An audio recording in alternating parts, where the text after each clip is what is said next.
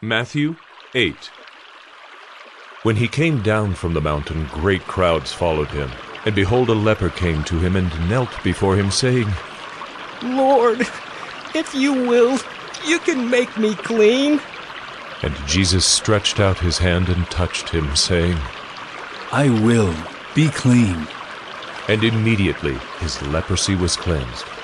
And Jesus said to him, See that you say nothing to anyone, but go, show yourself to the priests and offer the gift that Moses commanded, for a proof to them.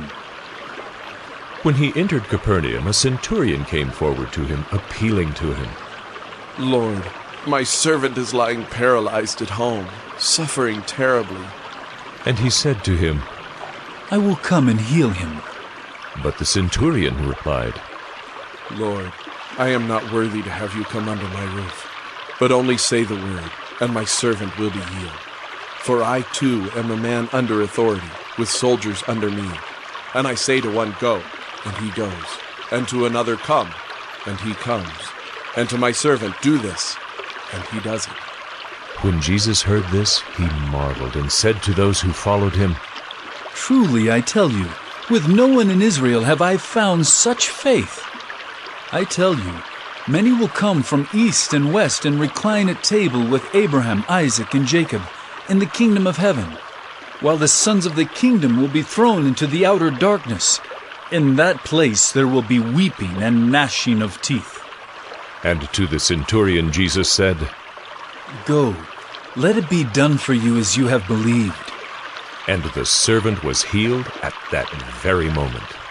And when Jesus entered Peter's house, he saw his mother-in-law lying sick with a fever.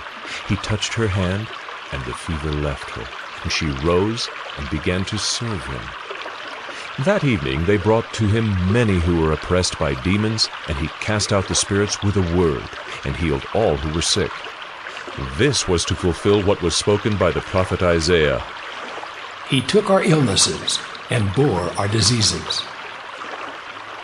Now when Jesus saw a crowd around him, he gave orders to go over to the other side. And a scribe came up and said to him, Teacher, I will follow you wherever you go. And Jesus said to him, Foxes have holes, and birds of the air have nests, but the Son of Man has nowhere to lay his head. Another of the disciples said to him, Lord, let me first go and bury my father. And Jesus said to him, Follow me, and leave the dead to bury their own dead. And when he got into the boat, his disciples followed him. And behold, there arose a great storm on the sea, so that the boat was being swamped by the waves. But he was asleep. And they went and woke him, saying, Save us, Lord! We are perishing! And he said to them, Why are you afraid, O you of little faith? Then he rose and rebuked the winds and the sea. And there was a great calm. And the men marveled, saying, What sort of man is this, that even winds and sea obey him? And when he came to the other side, to the country of the Gadarenes, 2 demon-possessed men met him, coming out of the tombs, so fierce that no one could pass that way. And behold, they cried out, What have you to do with us, O Son of God? Have you come here to torment us before the time?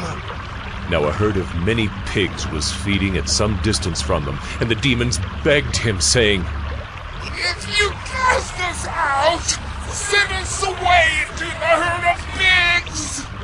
And he said to them, Go. So they came out and went into the pigs, and behold, the whole herd rushed down the steep bank into the sea and drowned in the waters. The herdsmen fled, and going into the city they told everything, especially what had happened to the demon-possessed men. And behold, all the city came out to meet Jesus, and when they saw him, they begged him to leave their region.